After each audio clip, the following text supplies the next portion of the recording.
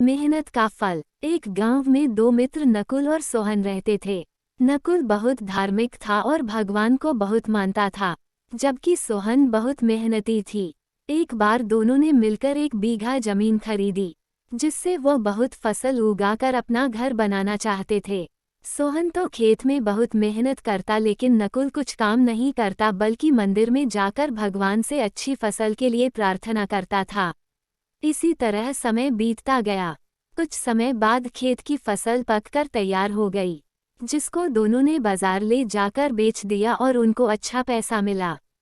घर आकर सोहन ने नकुल को कहा कि इस धन का ज्यादा हिस्सा मुझे मिलेगा, क्योंकि मैंने खेत में ज्यादा मेहनत की है। ये बात सुनकर नकुल बोला, नहीं, धन का तुमसे ज्यादा हिस्सा मुझे मिलना चाहिए, क्योंकि मैंने भगवान से इसकी प्रार्थना की, तभी हमको अच्छी फसल हुई। भगवान के बिना कुछ संभव नहीं है।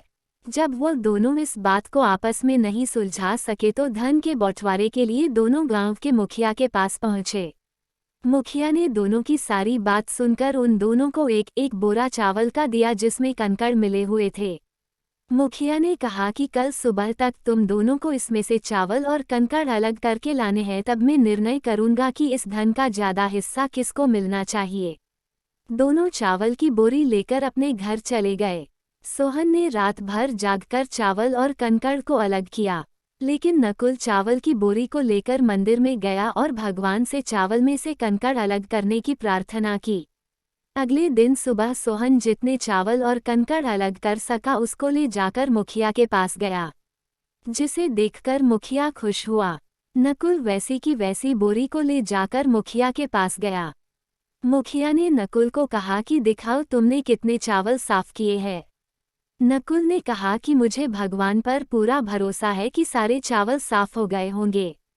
जब बोरी को खोला गया तो चावल और कंकड़ वैसे के वैसे ही थे। जमींदार ने नकुल को कहा कि भगवान भी तभी सहायता करते हैं जब तुम मेहनत करते हो। जमींदार ने धन का ज्यादा हिस्सा सोहन को दिया। इसके बाद नकुल भी सोहन की तरह खेत में मेहनत करने लगा और अब की बार उनकी फसल पहले से भी अच्छी हुई। सीख। इस कहानी से हमें ये सीख मिलती है कि हमें कभी भी भगवान के भरोसे नहीं बैठना चाहिए।